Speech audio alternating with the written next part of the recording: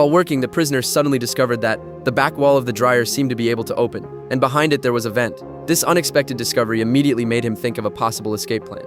George looked up at the dripping pipe above him and remembered how yesterday in the confessional at the church, he had unexpectedly discovered that the wooden panel in the confessional was loose and could be easily removed. Furthermore, the room behind it was directly above the laundry room. Through the laundry room, he could enter the sewer system. What's more, the guard had left the keys on the church door. George would never miss such an opportunity. He casually made a mold with the dough in his hand. At this moment, as he looked at the dryer in front of him, his escape plan became clearer and clearer in his mind.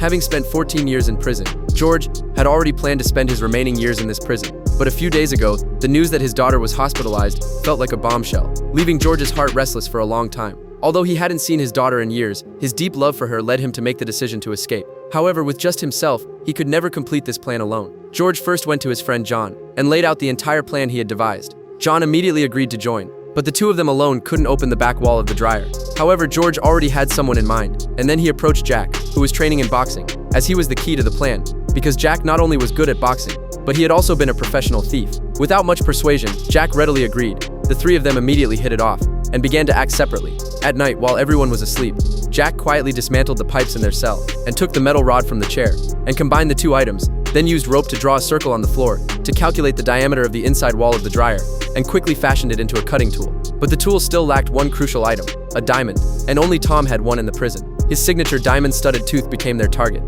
To get the diamond, George specifically went to Tom and issued a challenge, knowing that Tom would surely accept. Tom was a combative, proud man and always answered any challenge. So during the boxing match with Tom, Jack deliberately knocked out Tom's tooth. After successfully obtaining the diamond, Jack set the diamond into the cutting tool, and with that, the back panel of the dryer could be easily cut through. To ensure the plan went off without a hitch, whenever they had free time, they would rehearse every step and anticipate any potential dangers. According to George's plan, they decided to start from the prison chapel. George gave Jack the mold of the key so that he could make a key for easy access. Once they successfully entered the chapel, they would first remove the wood panel in the confessional, and then use the cross from the chapel as a hammer to break through the floor of the room behind it. After reaching the laundry room downstairs, they could crawl into the vent through the back wall of the dryer. They had run through the entire escape route countless times, and as soon as everything was ready, they could start at any moment. However, George never expected that on the very day their plan was about to be put into action, his wife suddenly visited, bringing with her an unbearable message. Their daughter had passed away.